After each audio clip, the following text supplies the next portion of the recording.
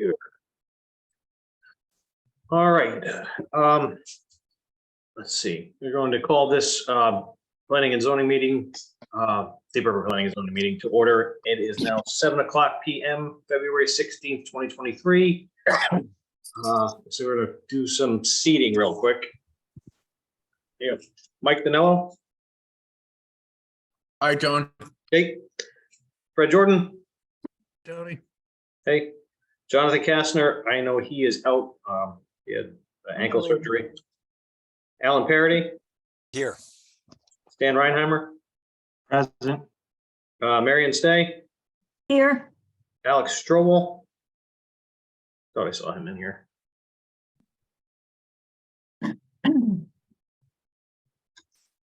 Yeah. Oh, all right, there we go. Gonna seat Mike Danello for Jonathan Kastner. And just so you guys are aware, we also have two new people. They've been appointed by the Board of Selectmen, but they have not been voted on yet. So I think they're here in the audience, but they're, I don't know how to look at this, but members, but not members. But anyway, Brian Phillips and Daniel Smith. Are you guys on here? Yeah, here, Daniel. Hey, Daniel, you just want to give us a quick introduction? Yeah, so I live out in Winthrop and I am an author and I have 2 kids in the school system and I'm co-president of the Crew Booster Club and my wife's president of the swim team, which by the way, they just won Division II championship, Valley Swimming.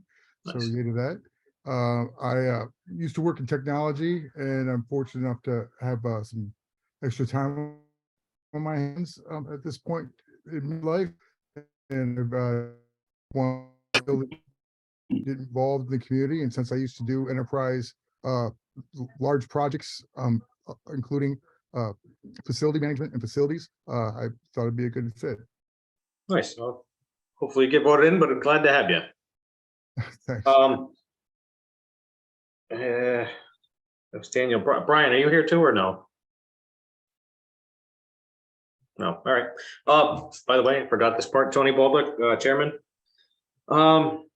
Anyway, on to item 2, audience. Alex, go ahead. You got your hand up?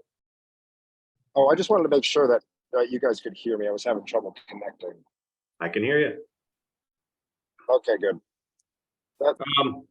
Item 2, audience to citizens. Citizens may address the commission on items that are not on the agenda this evening. So is there anybody out there wants to mention anything or bring anything up to our attention? Going once, going twice. All right.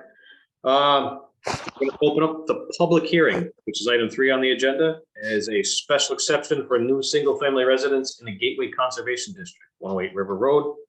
Applicant Richard Lemieux. Hope I didn't coin your name there. Is there an applicant or agent here? Yes, I'm Richard Yes. Lemieux. Nice job with the name, by the way. Very seldom you. people get it right the first time.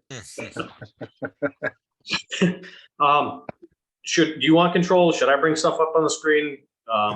If I So- could share the screen, that'd be great. I will make you the co-host, Bob. Awesome. Thank you. It's all you. Uh-oh. Pressure's on.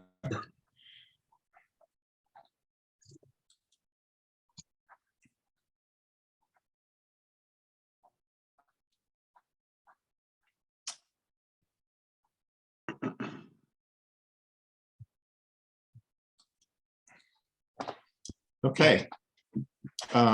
Good evening, everyone. I'm Bob Doan, professional engineer and licensed land surveyor. I'm here on behalf of Richard Lemieux, who is the contract purchaser of 108 River Road. It's map 69, lot 7C. And it's a lot that was created in 2017, I believe, was the date of the subdivision. And it is a 2-acre lot, just about 80,000 81,000 square feet.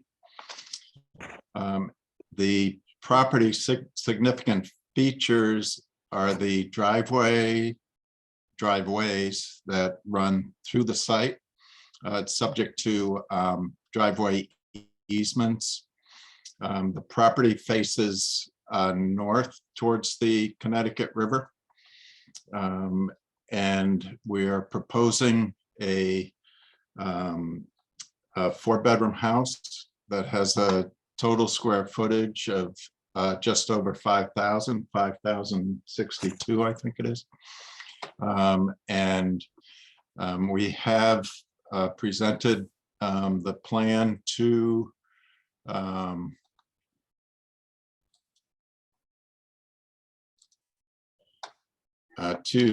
Gateway, and the resulting revised plan is on the screen in front of you. I'll enlarge it a little bit so that makes a little more sense.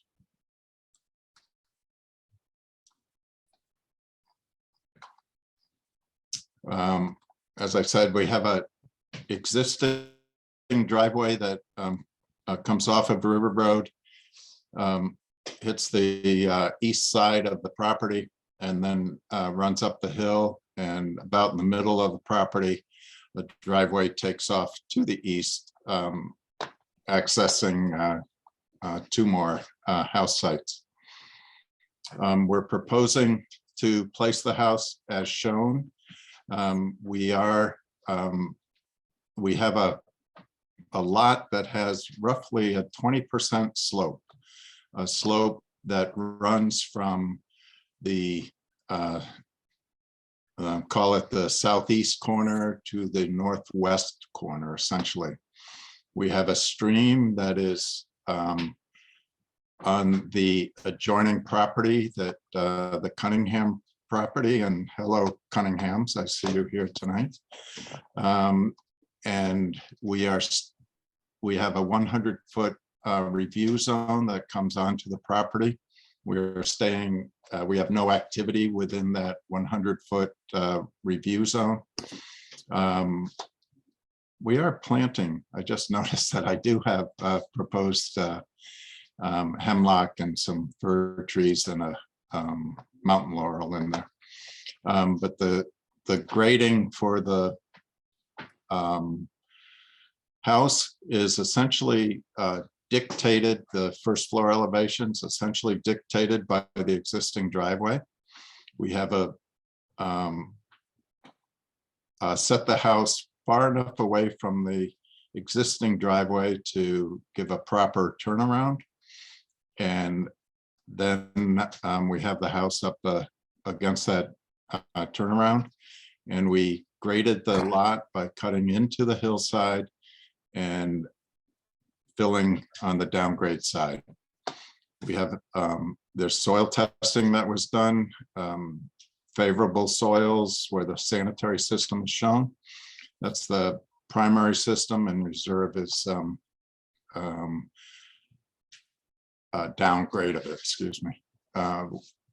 We are proposing a silt fence that runs along the base of the proposed activity.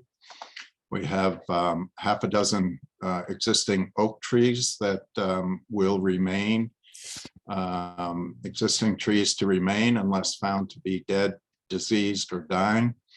And we have some landscaping that's shown on the plan, both on the slope that faces the river, the slope to the east of the proposed house, and on the slope that gets created behind the house. Today I sent a revised plan that has, who is it? I don't.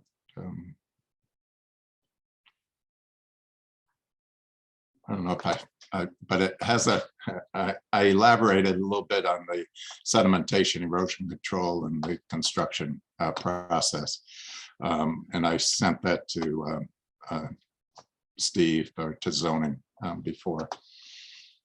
So that's about it in a nutshell.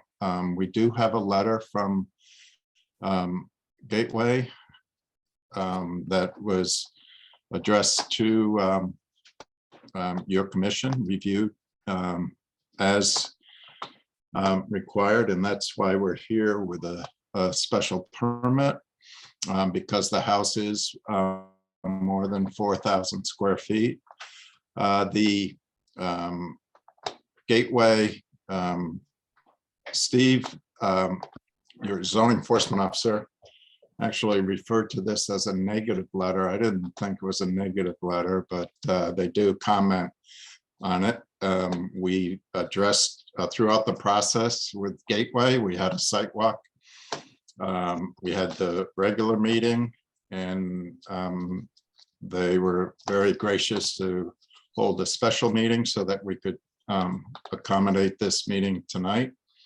And we addressed their concerns as we were going through it. The one thing that was of big concern to them, and with their 9 criteria, one of the items is the grading and establishing a pad to accommodate where they say create a platform development site. When you're constructing a house, unless you put it on stilts, you have no choice but to create a pad for the construction of the structure, and to support not only the foundation but the slab, basement slab. And the pad also is extended to accommodate the driveway to give a reasonable access into the proposed garage. And so the standard, the Gateway standard, it says it's doesn't have specific numbers, but structures are to be adapted, to the existing terrain rather than altering the earth form to create a platform development site. One thing that was done to alter the structure or to adapt the structure is to make it a walkout basement. So the downgrade side of the structure is in the embankment, and we have, it looks like a 2-story house from the River Road, but you're looking at the basement level and the first floor level. And then that house is cut into the hillside.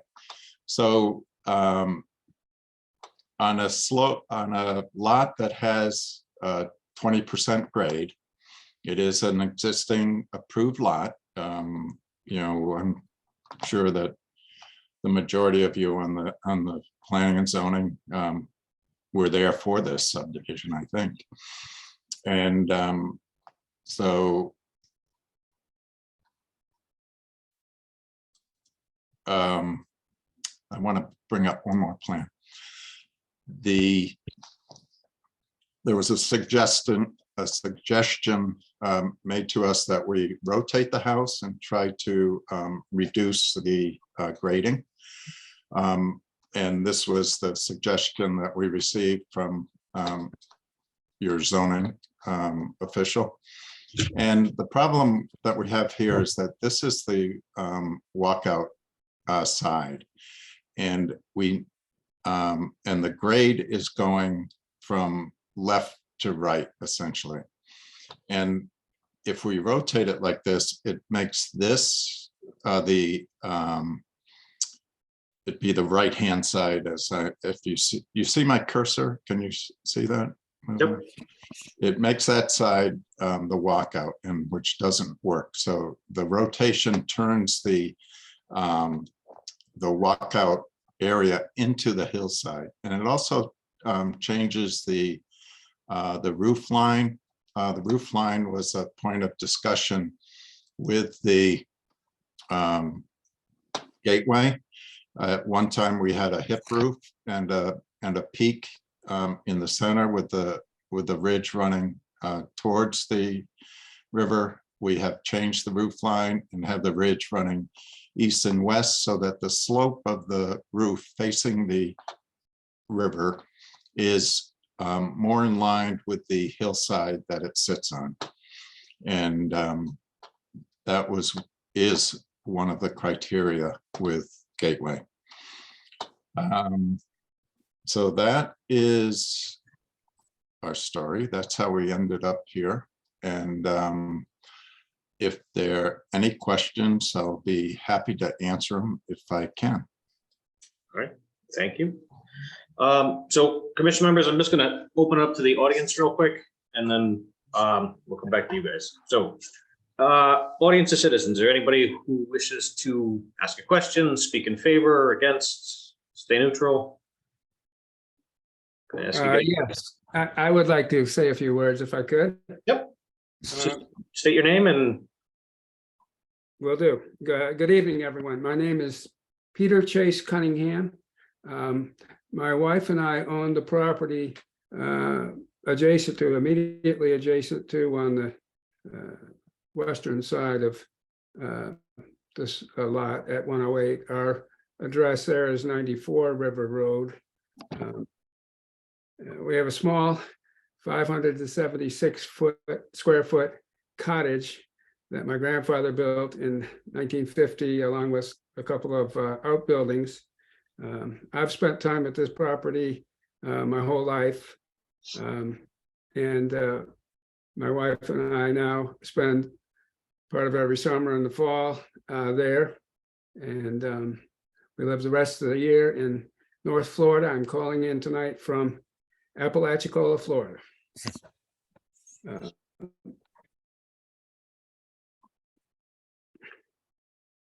I appreciate the chance to talk about this. I have to say, I don't know very much about this plan. I actually only found out about it this afternoon. I did not receive any kind of notice of this hearing by mail. I do know that this lot has been all my life until very recently, a heavily wooded lot with homes for birds and other wildlife. And obviously, being the adjacent property owners, if anyone's going to be affected by this, I suppose it would be my wife and I. I do understand and I appreciate hearing Bob Doan. Hello, Bob. Hey, how you doing, Peter? All right. Explain this because I hadn't seen it before. But I do understand it's to be a 5,000 square foot house, and from where I sit, that seems like a pretty big house. If I could clarify for a moment, the Rich Lemire, the applicant, I guess. The house actually is not 5,000 square feet. For the purpose of the special permit, we have to count the garage, the basement, and the decks. And that's what brings us to that square footage. So the actual house itself is about 3,000 square feet with the finished basement, including the finished basement. So the first floor is actually about 1,900 square feet. So Bob, there'll be a basement floor and then a first floor and a second floor? No. No. Oh, go ahead, Rich, if you want. No, that's okay. I'll let you speak, Bob. Okay. I just wanted to clarify no, the it's, square footage. It's a basement floor and it's a basement floor and a first floor. I see. Okay, that's helpful. Thank you. I'm going to go ahead and read through my comments.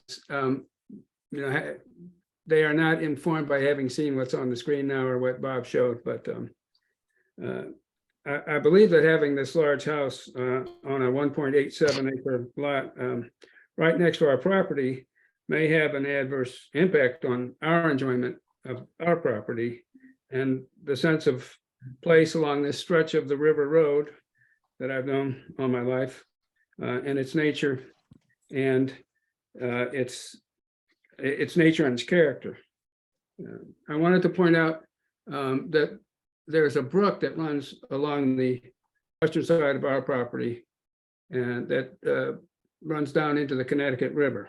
And I have some concerns about the impact of especially construction on the this tributary of the river, from things like stormwater, soil and sedimentation and erosion due to earth moving.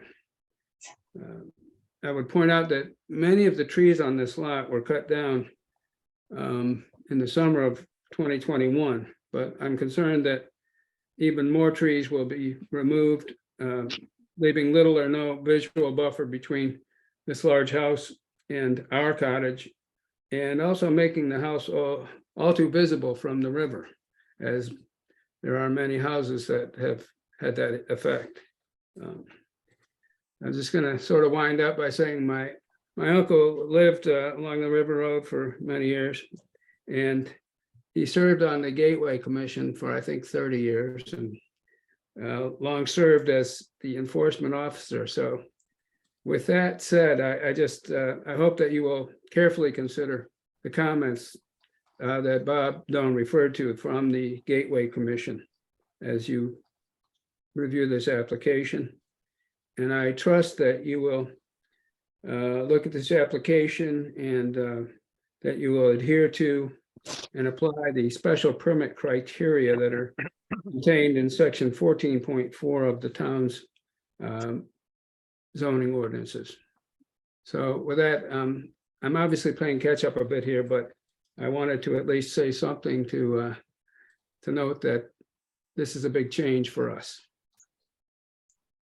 All right, Peter, thank you for your comments. So I'm just gonna run through the audience of citizens and then give Bob a chance to address, and then we'll jump back to the commission.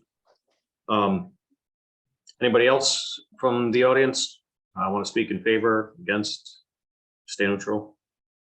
Hi, this is Aaron Silver. I'm with my wife, Megan Ward. We appreciate a chance to speak. Yep. We're the property owners at 112 River Road, the adjacent property on the other side from the Cunningham's property.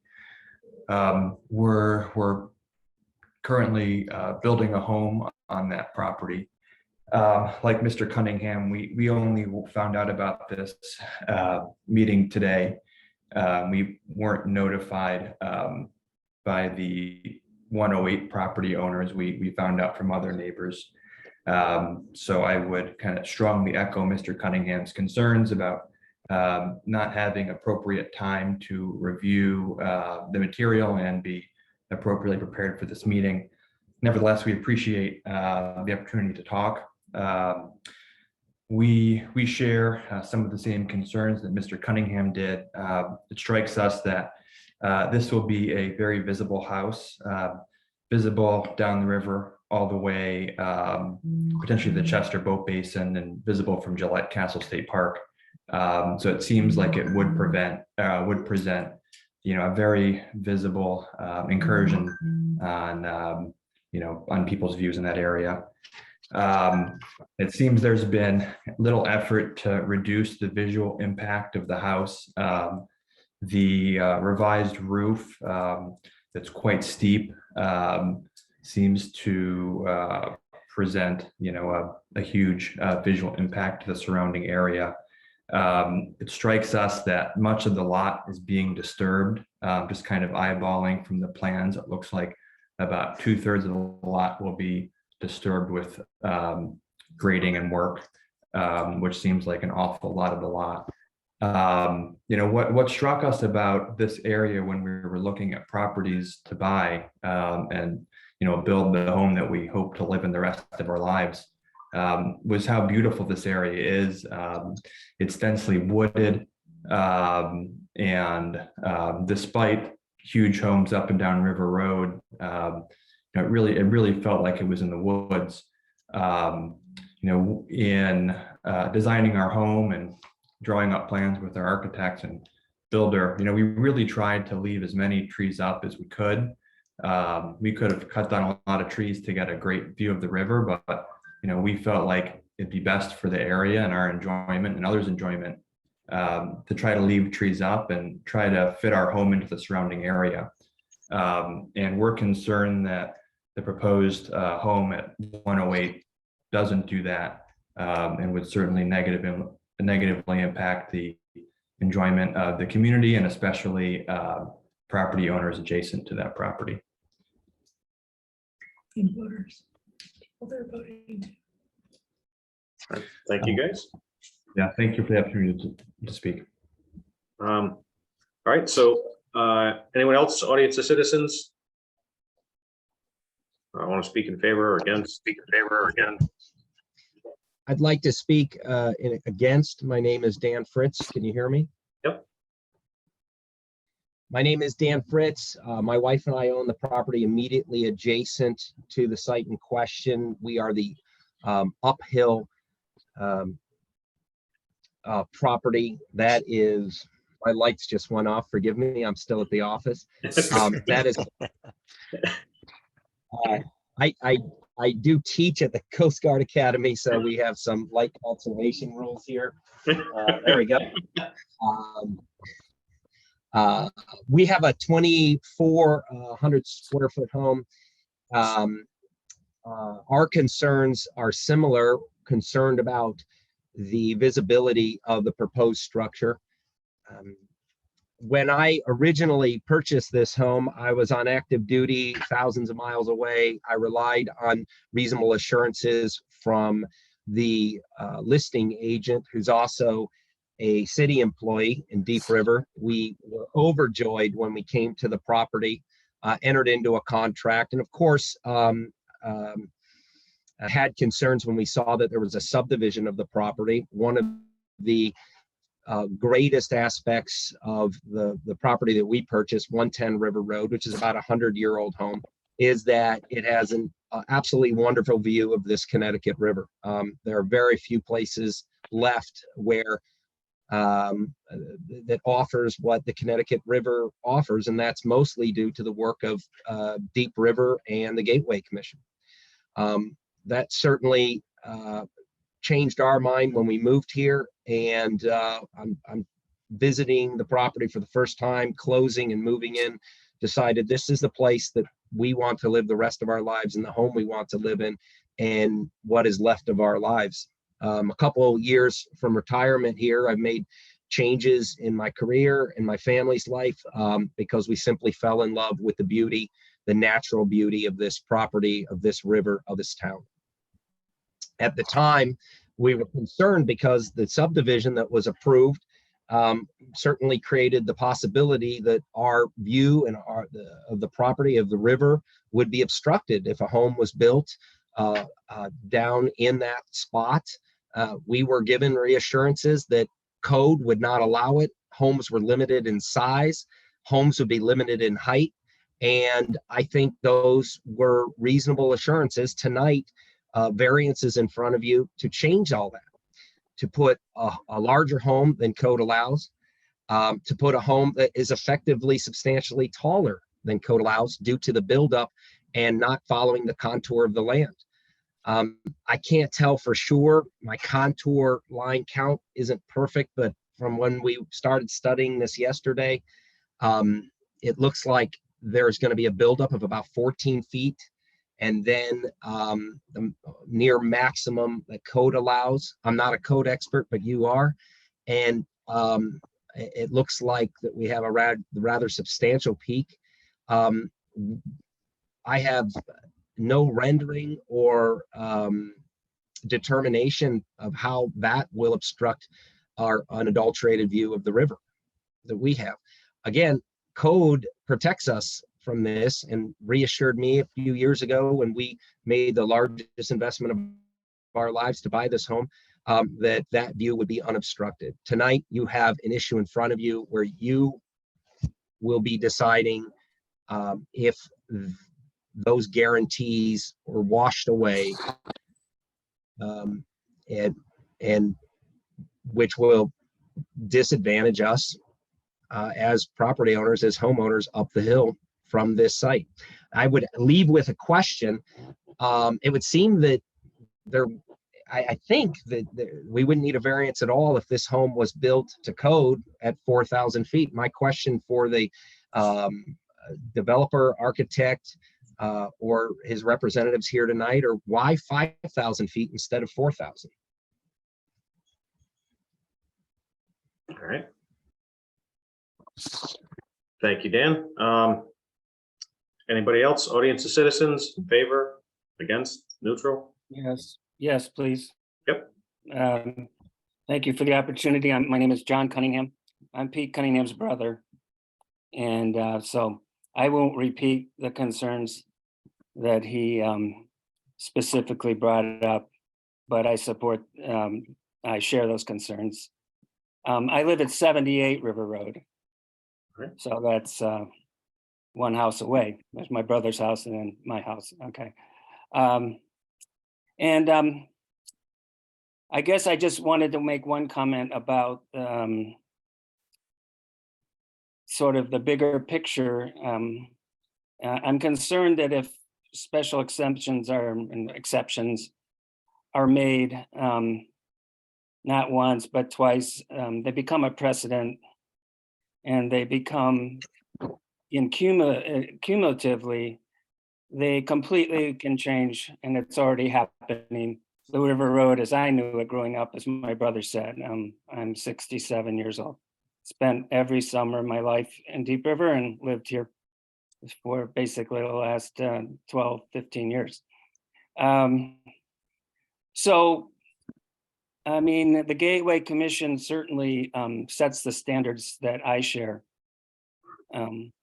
as a resident and as a lifelong appreciator of the beauty, the natural beauty.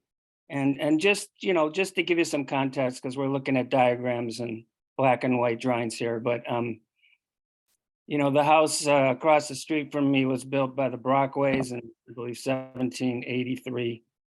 The house next up the road was built by the Brockways in 1718. It was once my grandparents' house. It's now the Dockery's house. The house directly across the street is a very small house. In fact, all the houses from the intersection of Essex Street and River Road along the river are relatively small houses. So you really are building a much larger house. As well, my house is 2,300 square feet. And most people think it was built in 1700s, but it just looks like it. So I guess I want the commission to consider not only this specific lot and the specific case, which I think there are real concerns about, but also how this adds up over time and is adding up over time. And I know that there's lots of people in Deep River who don't live on the River Road, and I know lots of those people. But I think a lot of people enjoy this area, either from the water or from the road, or biking or hiking on the preserves that I happen to be a board of the New Haven Land Trust, and there's quite a few sanctuaries and preserves in this area. And I think that's something to value beyond this particular case, is sort of how this might play out over time and what the cumulative effect would be. So I didn't learn about this till yesterday, and I hope there could be a better way of notifying people in these circumstances, but do appreciate that there is a public hearing. So thank you very much. Thank you. All right, continuing with audience of citizens. Anyone in favor, against, neutral? All right, I was going to do two more times just so I don't miss anybody. Anybody in favor, against, neutral? And anybody in favor, against, or neutral? Oh, Oh, all right, this Sorry. is Tom Wantine. This is against. I'm the architect for Megan and Aaron, the property at 112 River Road. yep. I have a question for Bob. What's the overall site disruption? What percentage of the buildable area is being proposed to be disturbed? It seems like it's more than 50%.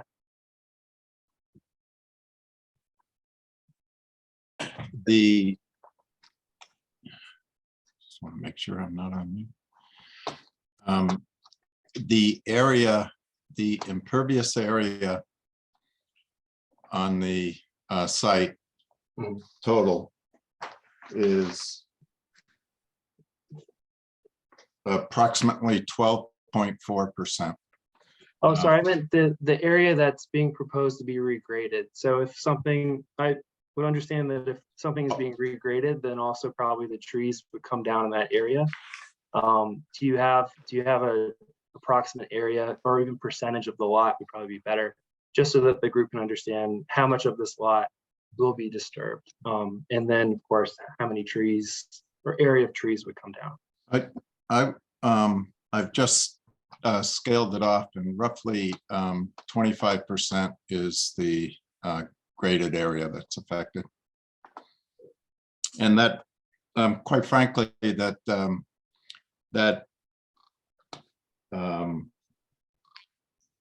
12.4% also includes the driveway that serves Megan and Aaron's house, and the driveway that serves Dan Fritz's house in the back. All that impervious is part of the calculation that we did for the overall site. The grading of the site, and well, Tony, let me, I was asked a direct question. The question should have been directed towards you. Yep. I'll wait until you finish, and then I'll comment on all the comments. That's what I was shooting for. Oh, sorry. Okay. No worries. So Go ahead. then, I'm sorry, I have a couple more. Yeah. I was also wondering what the allowable FAR is for this lot.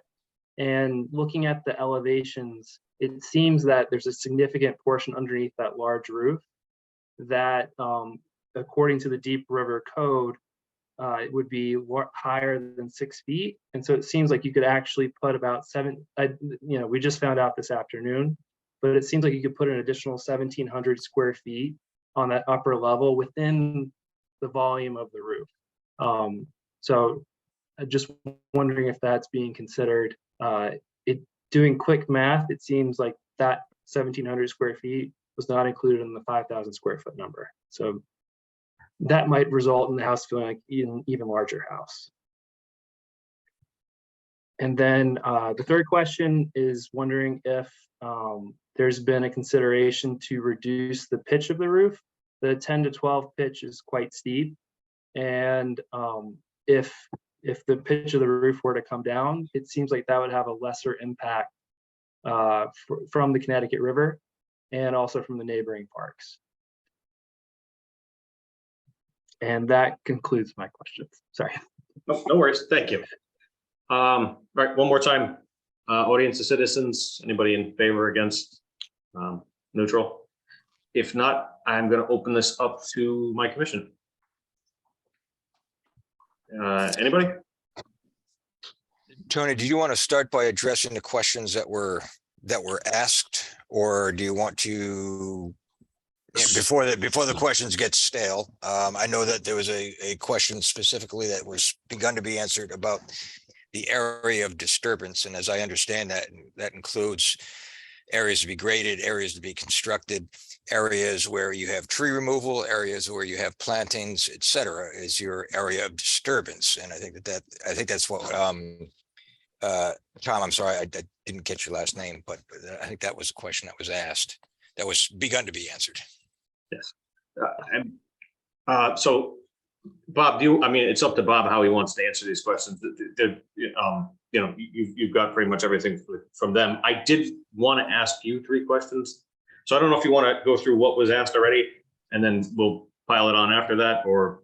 No, I'll wait until, because if you guys have, I'll wait until so your commission comments, if you don't mind. Okay, I do have something that I think is going to kind of put this sideways anyway. So I noticed that the adjoiners all mentioned that they just found out about this today. Our regulations state that if there's a public hearing, that they're supposed to be mailed, certified mail to the adjoiners, notifying them of public hearing, and that there's a legal notice should be posted. And I don't know if we received proof of that, and refer to John and Steve for that. So that may be a big hill to cross here. I think that probably is a point of order, because without that, I'm not sure we can conduct a Right. public hearing. Correct.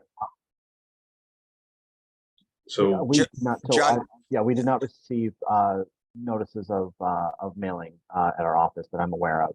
okay, And so, if they could be done, you could continue the hearing. So everyone is given, the purpose of the mailing is obviously to make sure that abutters Right. are properly notified and have an opportunity to speak. Obviously, the word got out, but in order to not abridge anyone's right to be heard, you could probably continue this discussion until next month. okay. That was what I was searching for. So I'll jump back. Bob, do you want us to keep going, or do you want to continue it and get the notifications out? I'm kind of leaving this to you. For me, I'm thinking we give you some of the things that we're after, and then it'd help you better Yeah. for the next meeting. Let me hear all the comments and Okay, because we obviously if we need to continue to next month, that's fine. okay. Alan, if you got, I know you were started there and I kind of got jockeyed around, so. Yeah, I'll defer if anybody wants to go before me, because I do want to jot down a couple of notes here. I do have a question or two, but Okay. I want to compile my thoughts based on some of the other comments that were made. Okay. Anybody else from the commission? Marion, it looks like you got your hand up. Yep. I think, given the area of construction, if Bob would just go through what's the high point of the lot. I know it kind of slopes down toward, it looks like, the northwest. Also, were there additional plantings that perhaps could be located in front? This property, I drove by it, I didn't walk it, but seemed pretty open. But I know there are other properties on the road that have lots of mountain laurel, rhododendron, that type of thing. And also just, I know you're outside of the regulated area for the wetland. How far, two things, how far is the house from the Connecticut River, and how far is the lot from the Connecticut River? I guess that's 1 and 2. And also, if you could go over the height on all of the elevations. And I should also say, this isn't a variance. Special exceptions always kind of get confused. Yeah. It's allowed under the regulations with the special permit. So, so we just need to review all of those things pretty carefully. All right. Thank you, Marion. Fred, you got your hand up? Oh, Yeah, one of the first jobs. Sorry. Can you hear me? Yeah. Sorry, Mike was ahead of you, but go ahead. Sorry. Sorry. One Just of the keep first going. jobs I had down here when I first started coming down here was working on the Dolly Madison riverboat on the Connecticut River. And one of the things that was a feature of the Connecticut River at that time was the unspoiled views of the river. I'm not one that likes to restrict someone's use of their property, but I surely was shocked years ago when I was coming down the river on my boat, and I looked up and somebody literally just blasted a ledge on somewhere off a river road and built his mansion with nothing but a bunch of rubble in front of it. And I think it was orange or peach colored at the time. Huge house. It was like a big eyesore sitting on top of one of the hillsides. And some years later, I gave a friend of mine who was one of the captains that I worked under on that boat a ride on the river, and he hadn't been on the Connecticut River in about 30 years. And he was appalled at the trophy houses that had popped up along the river. I think that one thing that we should consider is the impact visually that anything that goes along the river has from a distance from the other side of it, not necessarily even just from the road, but from a distance. Because our river valley is a pretty special place.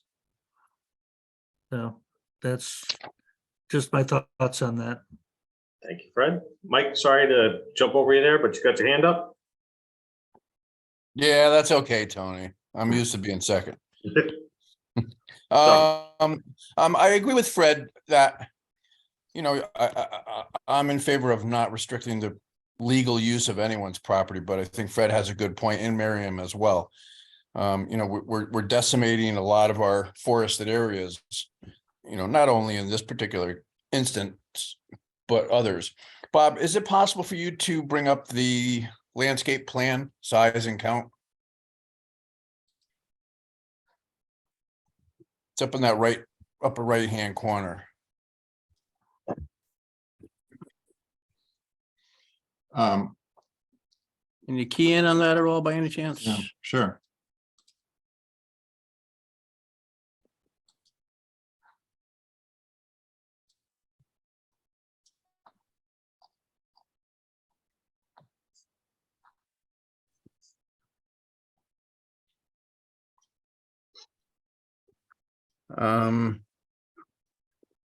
You know, for the size of the lot, just in my opinion, and I know we don't have a specific code for landscaping other than what is proposed to the board. Given the size of this lot or any other lot, I mean, we're looking at minimal reforestation, replanting of an area that's significant from a visual standpoint. There's hemlock in there. There's still an active woolly algid problem on hemlocks. Also, the Fraser fir, both of those trees need to be treated for the. Yeah, I mean, given the size and the investment on this particular property, one would think that more attention would go back into replanting if this were to go through, not only for the aesthetics from the road, but for the neighbors as well. And then second, Tony, I have a question for you. How does this work with fire suppression on this size home away from city water supply? So I was gonna ask that question because I believe when this project came through, the developer did not want a fire tank. So I believe these houses, and that was gonna be my question to dig this up, is that these houses have to have sprinklers. Because they're. correct. That's Yeah. correct, Tony. Okay, so I thought so. Mike, do you have more questions? Because I think Stan's got his hand up too. No, I'm good. Thank you very much, Bob. Thanks, Tony. Stan? I'm sorry, I was just gonna ask about the fire suppression. Gotcha. Okay. Anyone else? Alan, go ahead. I got two questions, but go ahead. Yeah, I think it's important to make the distinction. I know it was characterized as being a variance, which isn't. I think Marion correctly stated that it is allowed under a special permit. But as a special permit, there's a very specific purpose behind it that's stated in our regulations, which has to do with the preservation of the character of really the river context, which I think every one of the abutters that has found out about this has mentioned that it's important. So I think it's something we have to take seriously. And something that caught my attention was when Bob, in response to the recommendation of following the existing contours, made the statement that they had no choice but to create a pad. To me, that seems to be a fallacy based on other questions that have been asked, which has to do with, was there any effort made to bring down the apparent mass of the house, apparent height of the house, to meet the intent of the reason we have a special permit? And I think that there are many things that could have been done that might have appeased the abutters. So I think there is a choice, and not least of which is the question that was asked why is it 5,000, not 4,000? Or why is it 5,000, not 4,500? So I think there are a lot of things that need to be answered in regard to the options that were available to meet the intent of the regulations. So it seems that there's a lot of opposition to this. I'm not really in favor of continuing the public hearing because there may have been substantially more issues raised.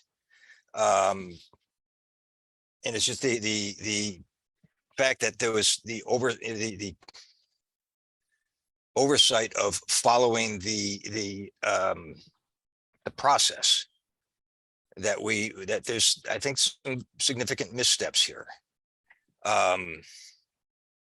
So I do have concerns, and I think most of the concerns that I had initially seen are the same concerns raised by the abutters.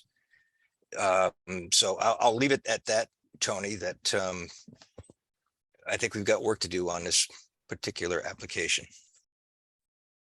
Okay, if that's it for the rest of my commission, I'll give you guys 1 second. Okay, my only other thing that I wanted to add is I did not see a CRAD approval in there. I know you mentioned that, where the primary was, and that was shifted around per the Gateway meeting, but I wasn't sure if it had gone through CRAD or not. See, it's before CRAD, yes. Okay, okay. All right. Any other questions or comments from my commission? Tony, I did mean to ask, has this gone before wetlands?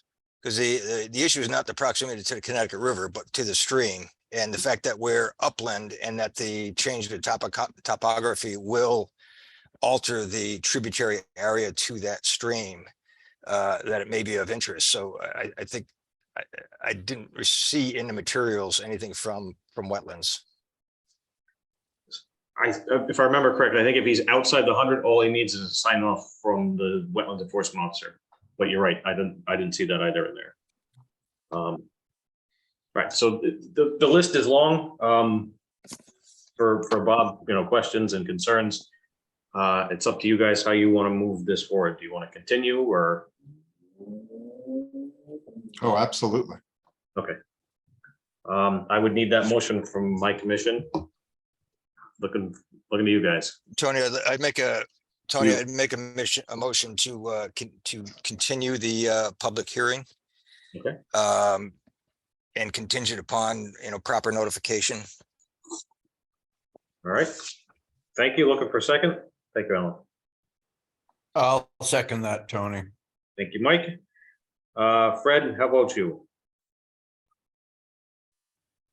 Yay or nay? I agree. All right, Stan? Yes. Marion? Yes. Alex? Yes. All right, and really just for the record here, so it'll be March 16th. Sorry about that. We'll see you on the 16th. Okay, thank you.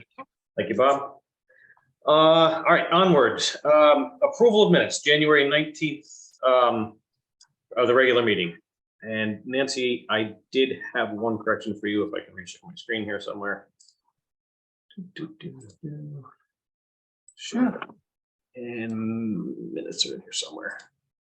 Okay, so I think the only thing missing is that Mike Danello was seated for Alex because Alex was absent. Other than that, if anybody else has corrections or comments, I'm looking for a motion with that change. I'll make the motion, Stan, with that change. Thank you, Stan.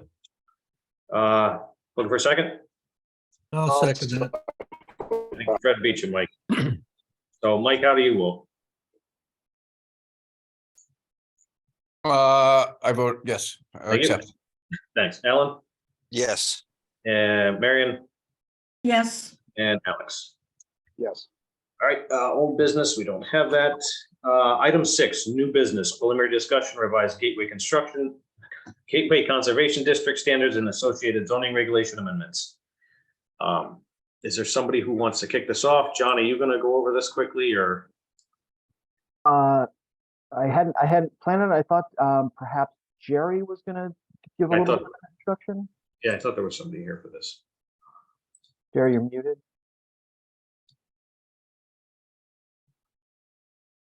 So thank you for putting us on the agenda. What this is basically Gateway. For those of you who don't know me, I'm Jerry Roberts. I'm the commissioner for Gateway for Deep River, former director of the Connecticut River Museum, New England Air Museum, and I actually own property on that same hillside overlooking the river. Love the river, and Gateway's purpose, as you all know, is to work with the town as partners to help maintain the traditional character of the river, both its historic significance and its natural beauty. The 7 towns formed the Gateway Committee to come up with criteria. And every now and then we need to update and sort of realign so that all 7 towns are working off the same page. And so what we've done is I have 3 documents that I sent you. I actually sent them in December, and then I sent them again last week, and then again today, just because to make sure you have the right versions. There's a cover letter, which is pretty self-explanatory. It's just saying what I'm saying now. Then there are 2 documents. One of them is all of the existing statutes and written the way they are. And it has then in red ink, it has some revisions, some clarifications, and in one case, a new proposed standard on lighting, but mostly it involves tweaks. And I don't know if you want me to go through this with you, or if you want to, since some of you have probably just seen it, if you want to, form a little ad hoc group within yourselves to review it and then get back to us. We want to work with you and partners to get these into the, into the statutes. We want to hear any concerns that you have. What you will find in here, besides a lot of small clarifications and renaming of a few things, are a few changes. One of them is taking into account that some towns, and I know Deep River is one of them, that wants to have some relief, if that's the right word, for areas that are in the gateway zone but can't be seen from the river. We know that particularly the shape and the topography of Deep River, that there are areas within the Deep River zone, I mean the gateway zone, that can't be seen from the river because of natural land contours or existing permanent structures. That there's a reasonable expectation that some of the onus could be relieved there, and we have verbiage in here acknowledging that, and seek to work with each individual town to identify those areas, because we totally understand it. Now there's some areas. I'm on the land committee of Gateway amongst others, and we visit all the sites that the different land trusts are looking for help in purchasing. And I was at one just the other day, not in Deep River, but it was a perfect example of an area that can't be seen from the river, but it's along a small tributary that feeds directly into the river, and it affects the character of the river. So we're willing to look at those things with you folks, because our goal is to maintain the health and character of the river. Another thing that we're starting to stress more of is lighting. As more and more people come into this area and buy homes, and often, I live in an area that near me were several 1700s houses, which are gone now because people come and buy them and they build a McMansion. They cut down all the trees, and then they want to put up a lot of lighting, because where they used to live, there was a lot of lighting and there weren't very many trees. And so we're trying to encourage the character of the river being preserved, avoid clear cutting, which has happened dramatically in the area that we're talking about here. So not just that one, it's several houses along that hill. But lighting, people now want to put up big lights. They want to uplight their trees as if they're on a corporate golf course. And so we're looking to add some regulations that discourage people from putting floodlights on their houses to light them up like torches at night and to light their trees up at night. And at the very least require timers so that they go off at 10 o'clock so that they're not affecting, we live in an area of great natural habitat and particularly that hillside. And we're trying to keep our dark skies. So that's one of the things we're launching is the Dark Skies Initiative. And we're also just starting to look at how we can work with the towns to, without being oppressive to property owners, to encourage less clear cutting of trees so that this area maintains its character as a wooded hillside overlooking a beautiful river. So again, I don't know if you want me to go through all these red lines with you. As you get further down into it, you'll see more of them. Or if you'd like to go through them and then get back with us on a smaller basis and answer questions and go through them, that would be great. This, Steve, I don't think this is the document that I sent you today. Is this a document I sent you like a month ago? So this is the one I grabbed from their shared folder, so they may have something. Yeah, we put the most recent version in the shared Yeah. folder. Tony, there's another folder that went in. So I think these are located in two different locations Yeah, presently. and I apologize for that. I realized today that we sent something out in December that was correct, and then we sent something out again a week or two ago. And I'm not saying it's wrong, it's just not the latest version. And I think these blue things are talking points for the Gateway Commission. And I don't know if this is the one that I can give you, if you don't have it handy. I've got it open if you want to share the version with the red lines. Tell you what, I'll make you co-host so you can share. Okay. Okay, back. How about that? Okay. So this is, this is the document here, which again, I sent you another copy of today. So in black are the everything that you've already have in your regulations. Oh, this is all the Gateway stuff that you and all the other towns have. In red are areas that we are either adding or clarifying things just to declare terminology better. Like, height is a big issue, how high things are and what the height is measured from. And there's a whole bunch of these. Some are more substantive, like developed areas. We know that there's certain areas, maybe Deep River Landing, maybe a few other places that are already so completely developed that the regular Gateway standards couldn't apply, like the riparian buffer and things like that. And we acknowledge that, and we just are handling it by acknowledging it. We're renumbering some things, just some clarifications of terms of what enlarge or extend mean. Height, again, height is a big issue, is in the case of this house tonight, is that height, the maximum of 35 feet, it's supposed to be from the existing natural grade. But if you build the house on top of a platform and then you measure 35 feet up from the platform, that's very different. And I'm not suggesting that's exactly what they did, but I'm saying that's what we're addressing here. We're clarifying some of these terms. Okay, so light pollution, I've already described it. It's just, and I know that Deep River has some light elements in its zoning. Mostly they apply to signs being lit and so forth. And this is more addressing things like architectural lighting. Some people love to just light up their houses like they're the White House. And then they like to light up their trees as well. So this is talking about that. We're just clarifying which are the member towns here. I think everybody knows that. Riparian area, this is just talking about how we treat the buffer zones, which some people don't know about as they buy property along the river. Just clarifying what a town and municipality is. So a lot of these are truly just clarifying terms so that there's no confusion. Erosion of sediment and the control of it, which affects building areas. Additional requirements for residential structures bigger than 4,000 feet.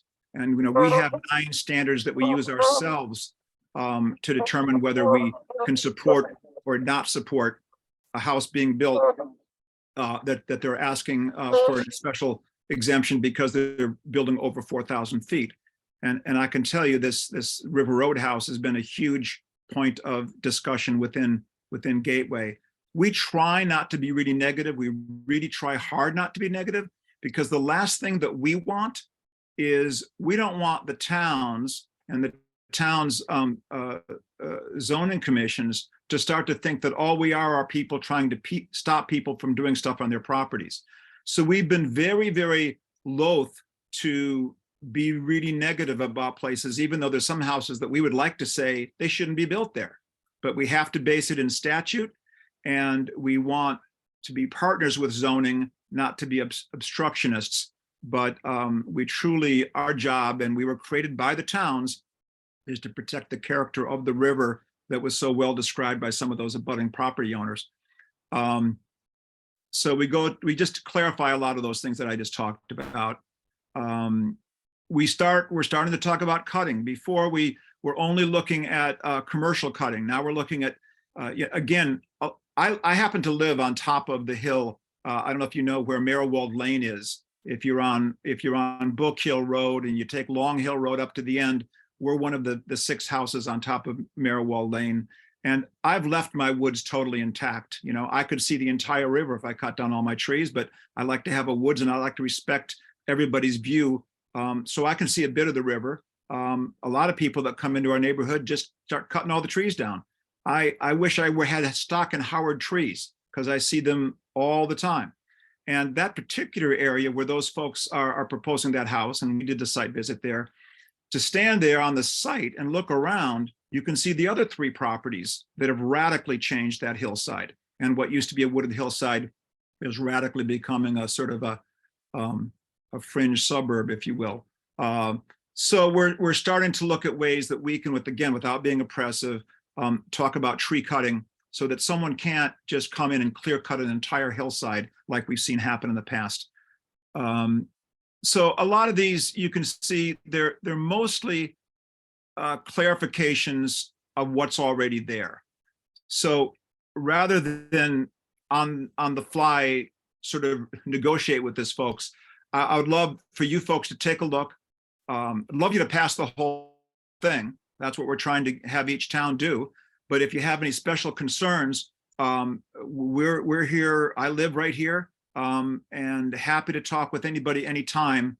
And I'm glad that we finally, got before you to take care of this. And it's a big push of ours. It's our 50th anniversary year to get all the towns sort of up to speed and hear their concerns and get all of this formally into the statutes. So we'll handle this however you want to handle it.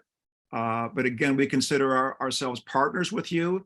And we have no teeth. We have no ability to fine anybody or stop anybody. When somebody's clear cutting a hillside, they call us. When someone's building a big house, they call us. We don't have any law enforcement. Our only power is through zoning. We recommend these regulations that the towns adapt, and then it's up to you how you interpret those when someone comes along and asks for an exemption. So that's my story, and however you want to handle it, whatever questions you have. With me, I have Raul DeBrigand, who has been on Gateway for almost since its inception. I've been on for 3 years. And so if you have any questions, he or I would be happy to answer them. But we really want to get the ball rolling and work with you folks to get this stuff in the books. All right. So it looks like there's a couple of commission members here who have some questions. So I do know, just for me, my gut would be to go through this with the commission and see what we do want to tweak. I know a big point of contention is going to be getting you guys to look at that line that where your review is. You say you live at the top of Book Hill. I know your review runs all the way to the railroad tracks, which is 700 feet on the other side of the hill. It cuts all the way down to almost Route 9. Right. So I think that's going to be a huge point of contention for us. But anyway, let me open up to Alan. Looks like you were first. Alan, you're muted. Takes me a while to find that button. Even if I see it, I don't have the accuracy of my fingers to hit it the first time. So, Jerry, I appreciate your comments, and obviously you're living by your words. So I think you're setting an example. And you say you have no teeth, but I think you do have teeth, and the teeth that you have is the voice.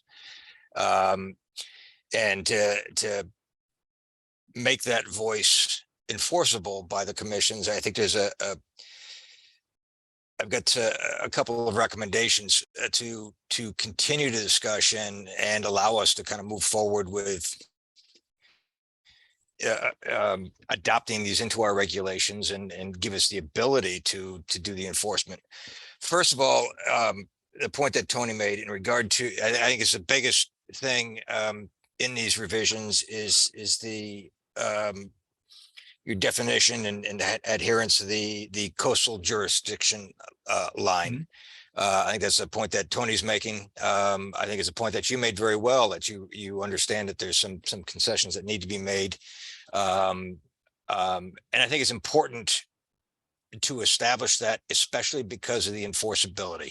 When it goes to your fundamental purpose, if there are areas that are, outside of that line that don't serve your fundamental purpose, I think we just need to get that clarified. So first thing I would ask for is if we came back with if you could come back with an overlay of the map that shows where that line is that we're defining here.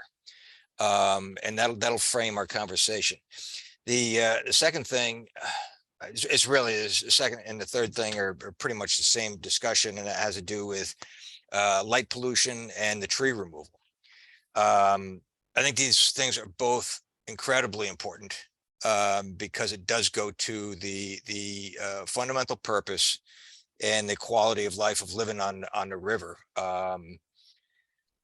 The lighting in particular, in order for that to be enforceable, we need to identify a referenced standard that we can put in our regulations, not something that's, you don't light your trees, don't light your house. These are things that people do like to do and have a right to do, but there's got to be a reference standard as to what changes the character of river life by how much. What is the standard? So when you talk about acoustics, there's definitely ways to measure noise, but it's very difficult to put a standard as to what amount of noise is reasonable. So we've got some work to do. I absolutely agree with the intent, but we need to have something, maybe to borrow your analogy, something that we can sink our teeth into. And can I jump in, because you remind me of something, is the trees, the other thing that they serve besides being beautiful and making shade, which is critically important in this time of global warming, so our streets aren't baked, that they cool the areas, those trees. They also keep invasives from growing. When people cut those trees, invasives spring up all over the place. But the other things they do is they block light at night, right? They filter light from distances. You cut a bunch of trees down, suddenly you're seeing the street light, half a mile away. They also absorb noise. The trees are buffers of sound, so they serve huge purposes.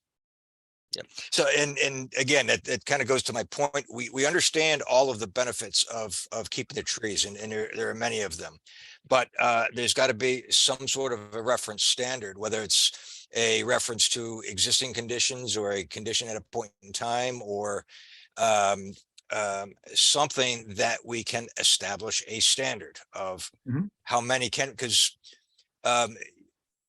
we have to respect property rights as well. People pay a lot of money for these properties and pay a ton of money in taxes in order to have a view. So it's not something we want to deny anybody. But at the same time, we need to be able to say, this is what is allowed and permitted. You know, and it's got to be a reasonable standard. And it's just like the property owners should be able to have a reasonable protection of the noise coming from the water. Because here people have these beautiful properties and want to have a nice, quiet, bucolic property, and we've got these boats running up and down the river, and that contribute to, you know, noise pollution. How do you regulate that? So I would just say that our challenge here in working together is establishing some sort of a standard that can be enforceable and that is reasonable from your goals and objectives of the gateway, but also respective of the rights of the property owners. Yes. So if you give, Jerry, I'm going to let John share his screen because he actually has the location of the gateway line there. So if you just hit stop share, I think he can jump on. Take it away, John.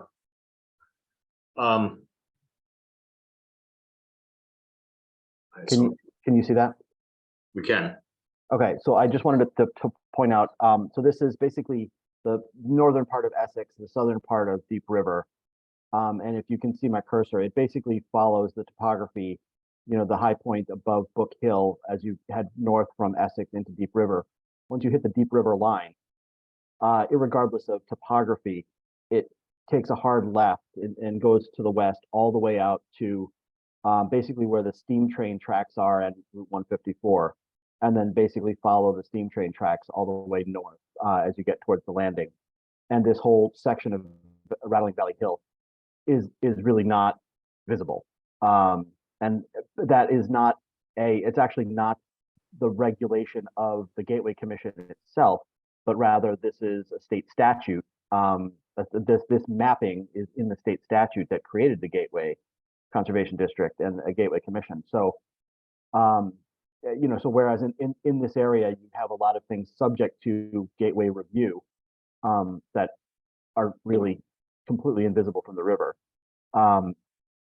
So whereas, you know, our gripe might be with you know, we're complaining to Jerry. Yes. It's actually our gripe is actually with the Connecticut General Assembly. This is actually an act of Congress. But you know, having the opportunity to discuss the gateway regulations and potential changes to zoning is a really good opportunity to kind of raise the issue that this you know, ice cream cone shaped chunk in Deep River is really kind of literally an outlier that may want to be addressed at some point. So I'll shut up there. I was going to say he showed up and the pitchforks were ready. So sorry about that, Jerry. So do you want me to address that or after you've each asked your questions? I think Marion's the only other one with her hand up. So if you don't mind, she may have something to contribute to that too. So Marion, go ahead, please. You're muted. Yep, gotcha. Sorry. One is just a technical thing that drives me crazy. Put a revision date on regulations, and that way you don't have to worry about who's got the blue, who's got the red, and which one we're looking at. Agreed. The other question, and I think it's just a clarification, which may seem silly, but on 2.21.3 total floor area. You want to bring that back up again? I don't know. Do you want me to share again? Yeah. You have a more current version than I had, so please. Yeah. It's the second to the last page. Okay, so what are we looking for? That's 21.3. So total floor area. And it doesn't have any changes to it. That's why I just, like I said, it may seem silly, but sometimes when you're reading these. 21.3. Yep. Yes. The last sentence, because you talk about obviously attic space counts, all the floors count, garage. It says a basement or first floor which is located entirely below ground surface shall not be included in total floor area calculations. So my question is, most modern houses have a foundation that may have extend 2 feet above ground. That's Right. part of the basement. And I'm assuming the basement still counts. But it's not entirely below surface, you know what I mean? So like I said, it's a little silly, but Sure. So I'm going to Just say, I'm going clarify. to say this. I don't know how long these ones that are in black have existed. I don't know who wrote them or when. I don't know if they were written in the 70s or the 80s or the 90s. I don't know if they, I don't know if they were, early in the 2000s, 200,000s, whatever the, in any case, agreed, this is a perfect example. Because I'm just looking for the big zingers here, you know, something like that I read right through. And I think the great part of this process is for us together to roll up our sleeves and you guys look at stuff that maybe we haven't even looked at for a while because it's not, you know, it's not a big thing to us right now, and find out where did that come from and what does it mean and why is it there? And I'm not disagreeing with you. I mean, that's part of this process. I make a comment, Jerry? Yeah. The standards, by the way, our standards are standards that all towns have agreed to. And there is nothing in our standards that covers the definition of total floor area. So it's really up to the individual town to define it. And there is something strange about this one. And maybe that's something you need to look at. It's not, however, something that we necessarily have to get involved in. And that leads me to a comment regarding the lighting standard. Mr. Paradis, is it, pointed out that he, you know, the idea of having some sort of I don't know, more specific standard against which to judge the definition that we've given you as I proposed. One of the problems that the Gateway has is that it needs to, for its own standard, it needs to devise something that fits all towns and all circumstances. We don't have any problems with individual towns doing something more precise. In fact, we would welcome you coming up with some more precise approach to this. It's just hard for us to be able to say, well, you know, for example, maybe the thing is that you control the amount of lighting after certain hours. Maybe you limit the amount of uplighting of trees, of vegetation. Those are all possibilities that we urge you to do.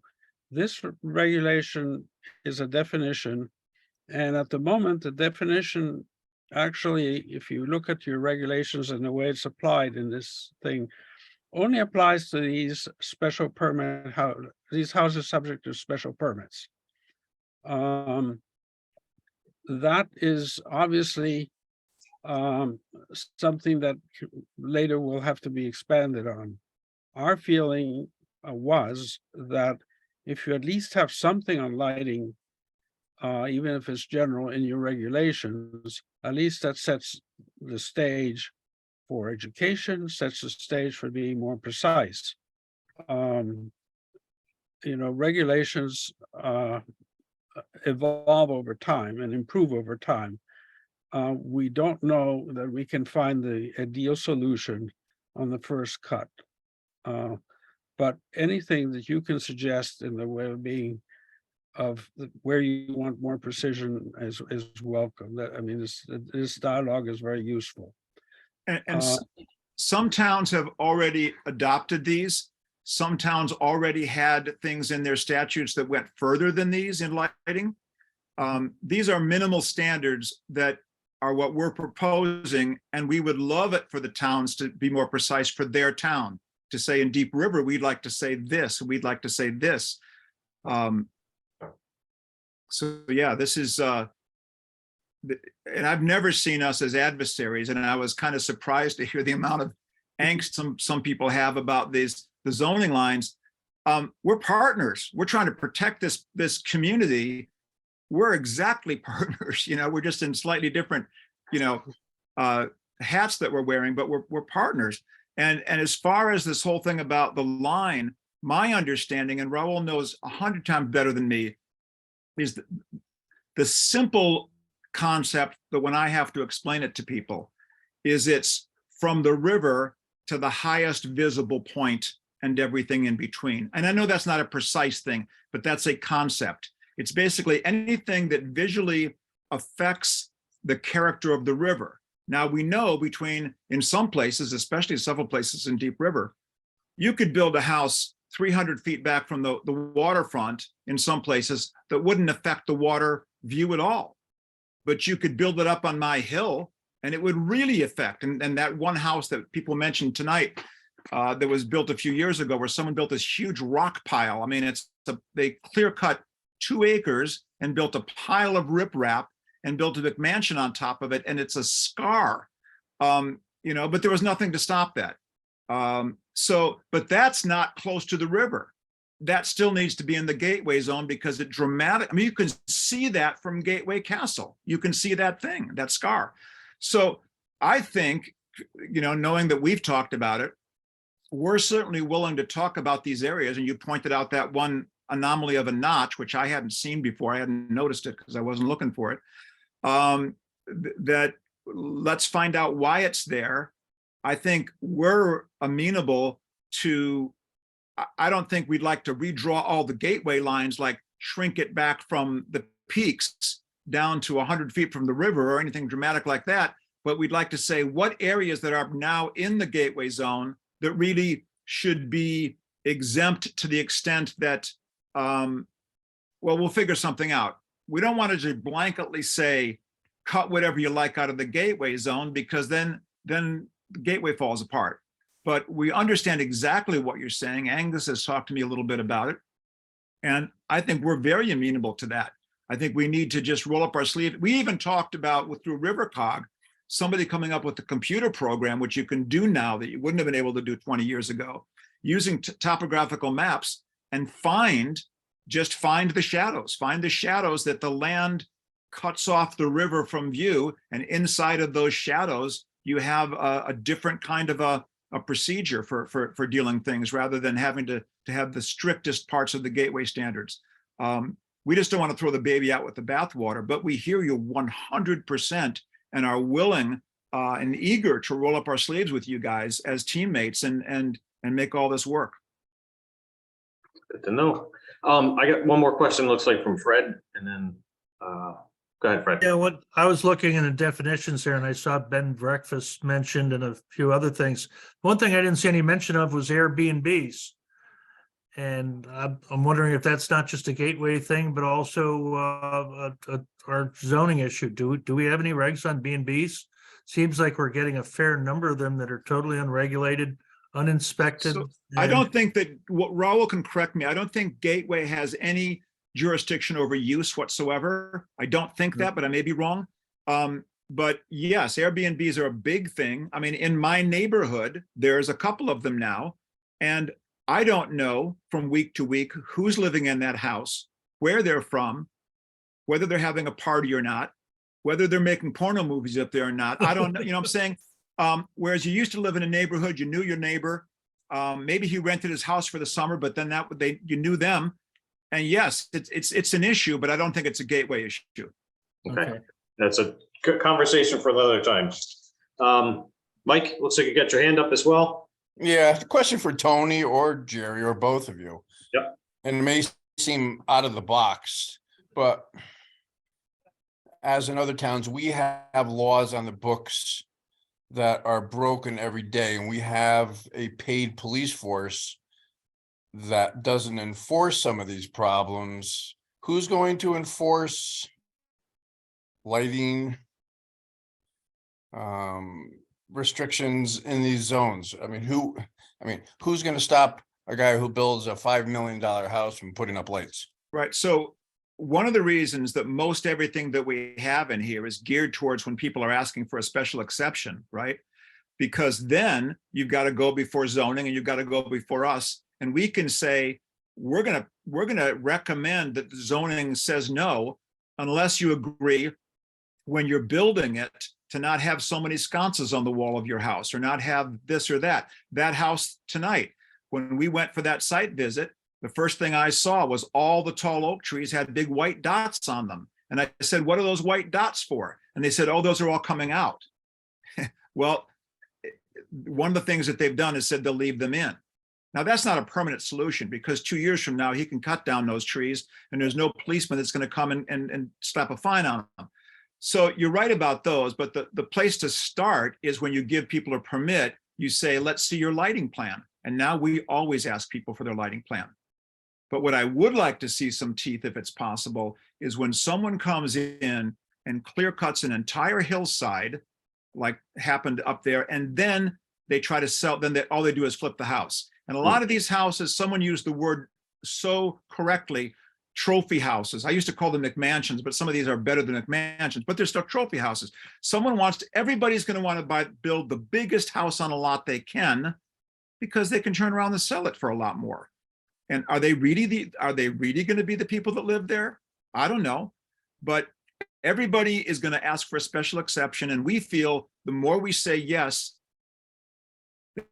then every single engineer and architect and real estate office is going to tell clients, don't worry, you'll get an exception. So yes, enforcement and teeth is an issue for us. Okay, anybody more, any more questions for Jerry or Raul? If not, like I said, my suggestion is we chew on this a little bit and meet back in the middle about this. I think there's some good things in here, but I think there's some things we should, take a look at too. Raul, sorry.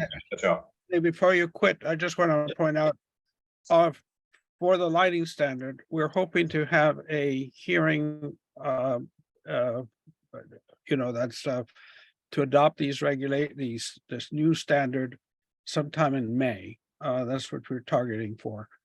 And that sounds very far away, but it's not. When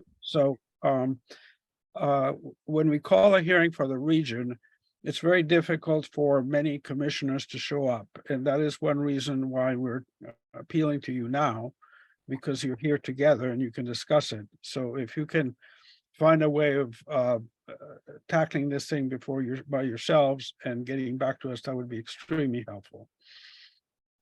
All right, we will look at this.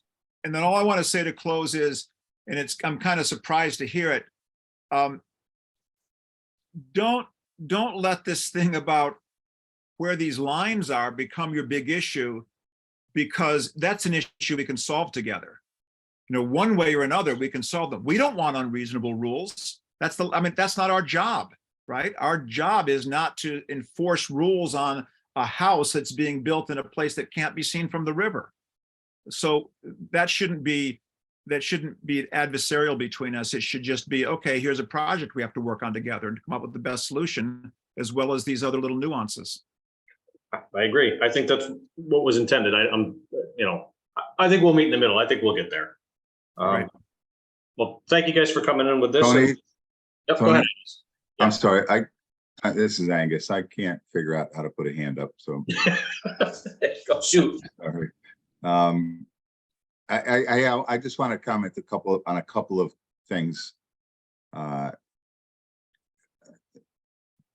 First of which is going to come right back to the lines, and Jerry has very clearly stated that we want to work together on this, and we do want to work together on this. And you said we will come to an agreement.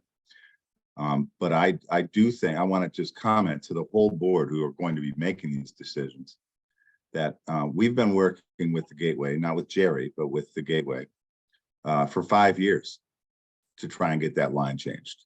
And we've gotten nothing back, not any cooperation, simply no, we can't talk about that. I think this is an opportunity for us. I don't want to think that I'm not saying holding hostage, but what I am saying is we need to see, this is affecting the property values around Deep River. This is affecting developability of Deep River. Some of this property is in commercial zone, way up by Route 1. And it's in a gateway. And we lost an opportunity on at least 2 projects because they did not want to spend the extra 2 months to be in front of Gateway. I think that it is important for us to not make a decision on this. Maybe we can make a decision on the lighting because that seems to me to be relatively reasonable, but to not make a complete decision on this stuff until we get some action on the change of this zone, this line. So that's my first comment. My second comment is it's really important. Alan touched on it a little bit.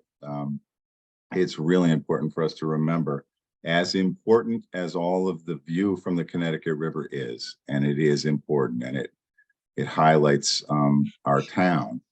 It's important to remember that these folks that purchase these properties, we need to keep in mind there's a fine balance between property rights and zoning regulations.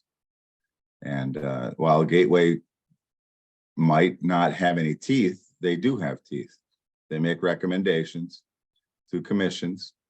They, depending on the personnel, just like on this commission, just like on every commission, depending on the personnel that are on that Gateway Commission, people can be treated nicely, people can be treated badly. The commission can be aggressive, the commission can be friendly.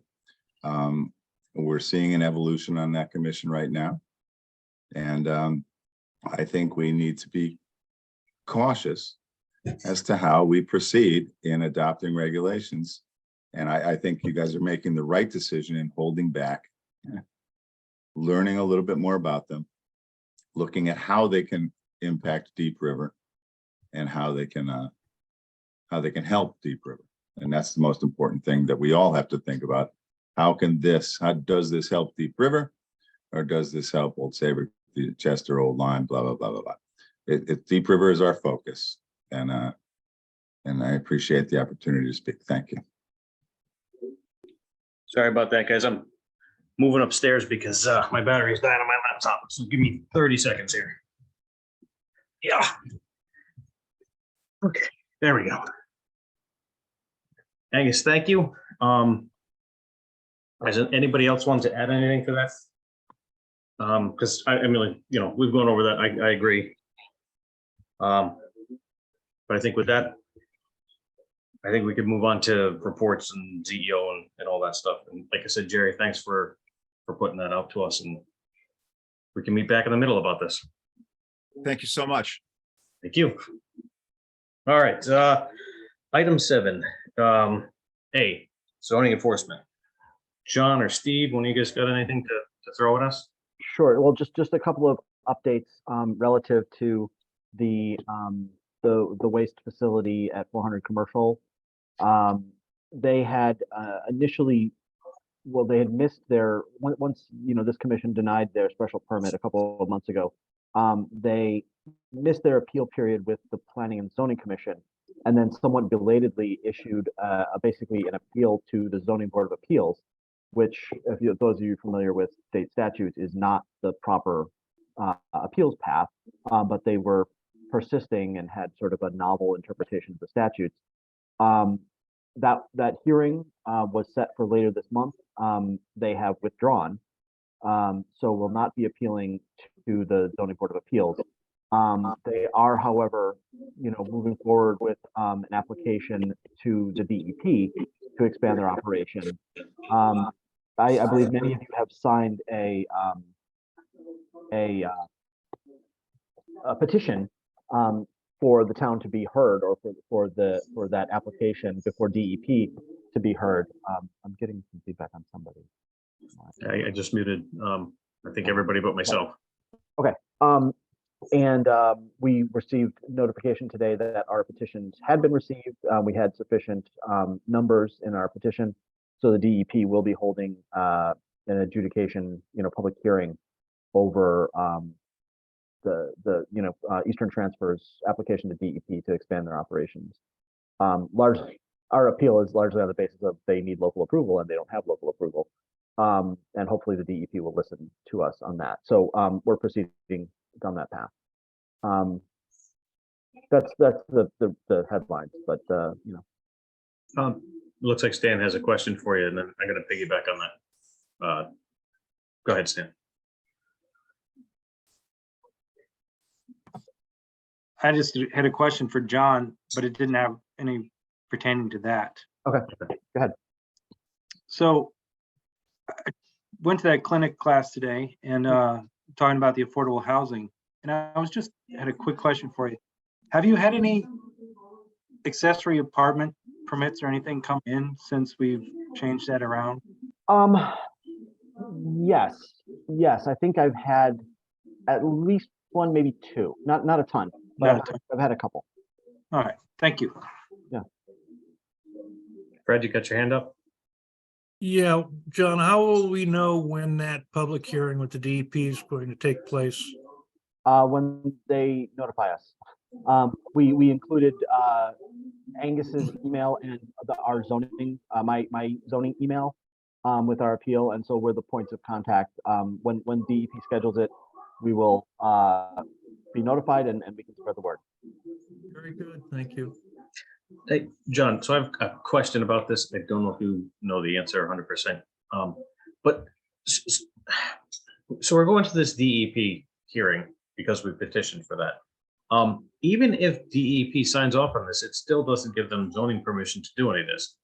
And even, let's say they run with it, that we can still stop them from a zoning standpoint, can we not?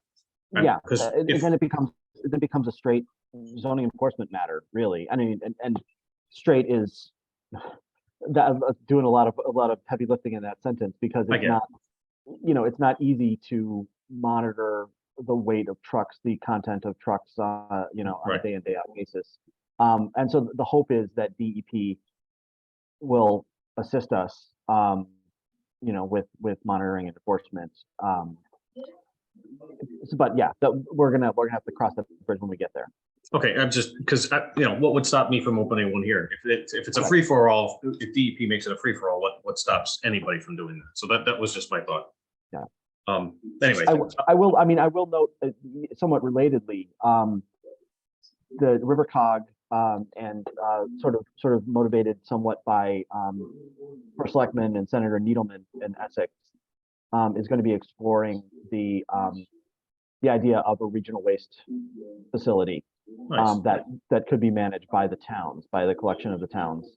And there's some grant money to do some feasibility studies that we're going to be pursuing. And Norm has asked me to be involved on behalf of Essex, but I'm certainly, we'll be involved for Deep River as well. And happy to coordinate with Angus on that. Fantastic. All right, John, if that's what you got, I'm going to move on to B, the POCD. Maren, I don't know if you want to give us a rundown. But quickly, I wanted to mention that it's on the front page of the Valley Courier. I know, which I was going to thank John for. That was really good. And I think I hadn't seen the Valley Courier yet today. Yeah, you were quoted.